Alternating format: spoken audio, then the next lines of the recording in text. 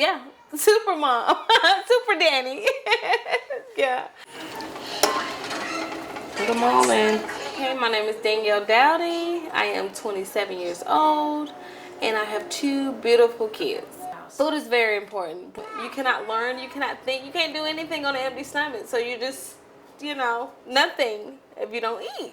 I try to go grocery shopping twice a month because it can be very expensive. Some weeks we can get whatever you want at the grocery store, and then some weeks it's like, okay, we have to wait. Do a little bit, but I don't know how to do stuff. Can you get this stuff? I can teach you. Wait, you need the other.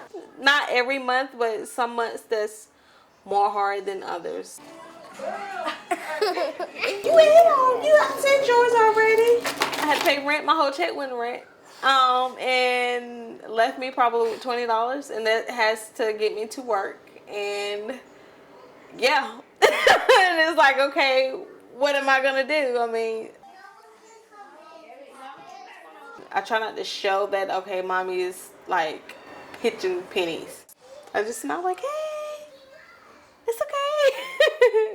No, I hide it very well, and I guess that's the mommy in me, and I'm not gonna say the pride, but I mean, long as my kids happy, I can care less about anything else. I'm a little teapot for Reese. Here is my handle. Here is my spout. When I go, let's make a heart. I realized some time ago with the families that we are working with and the children that food is very, very important to them. They enjoy the food. They are trying to figure out what is for lunch. They even talk about it while they're outside, wonder what we're having today. And they go and they peek in the window to try to see what's getting set up on the table. I mean, they're excited about coming in for lunch. On Mondays, they are hungry and they are tired. So I try to make sure that our meals are hot. I try to make sure that they're colorful. And I try to make sure that things are created and such and prepared and such that they can handle it themselves. Right now we participate in the child care and adult food program, so we get reimbursed for our meals. But when I first started, we weren't participating in that program. And so food, it was an expense, a huge expense. And so the things that we were serving were not things like oodles and noodles and like a lot of processed meats, canned foods. When I found out about the child care and food adult program, I signed up for it, and it made a big difference on our bottom line as it relates to what we can buy for the school versus what we used to buy for the school. Dragon's floor was very dirty, so he got his broom and he started to sweep. It's really a relief to know that I can not be stressed about the milk that they're pouring down the sink. I mean, I encourage them to drink it, and you have to give them a certain amount. And I encourage them to drink it, but we don't make anybody drink or eat anything. So some things go in the trash. And I'm okay with saying, okay, they didn't want it. It is something that I don't think a lot of people are paying attention to, that kids have great nutrition. You gotta feed yourself good stuff in order to get good stuff. It's not a matter of lack of food, it's lack of nutritious food that these families are facing.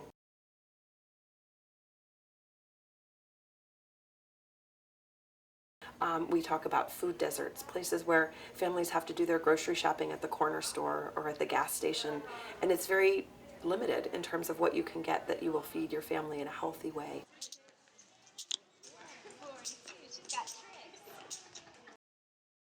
Because we know that these children experience weight bias and stigma when they're in other environments.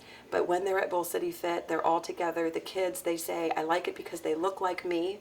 They can be active without worrying about what their body might look like when they're running, or about people teasing them or laughing. And they can just have fun, which is the right of all children to be able to do. A patient I had a couple weeks ago who has prediabetes knows what he needs to pick in the school lunch line. He's a 4th grader, so he's making these choices alone. And he walked through the lunch line and put the vegetable and the protein on his plate. He got to the end, And the cafeteria employee who's required to make sure they have all of the nutrients said, "You're missing your whole grain." And she took a Rice Krispie treat from the shelf and put it on his tray because it provides a whole grain serving. So here we have a fourth grader who has a health condition, who's been instructed, knows what he needs to do, and is being thwarted by a policy that is intended to make children healthier. So we're actually in some ways implementing policies that are moving us backwards. This community is marginalized. This community has so many challenges, but it also has so many different attributes and so many different gems and so many different opportunities for success. We chose the zone that had the greatest need, the largest number of challenges, the most profound challenges. How you doing, sir? Doing fine. Good to see you, man. So East Durham, or the EDCI zone as we call it, is this 120 block, 1.2 square mile community back in East Durham. And we chose this zone because it had the highest rates of crime, teen pregnancy, substance abuse, child abuse and neglect. Had the highest poverty rate, but it also had the lowest performing elementary school, middle school, and high school. And as we thought about our work, this was ground zero. Once we address access, how do we address how folks use food? And what some of the educational components are to how people actually moved towards just using food to using it to support their healthy lifestyle.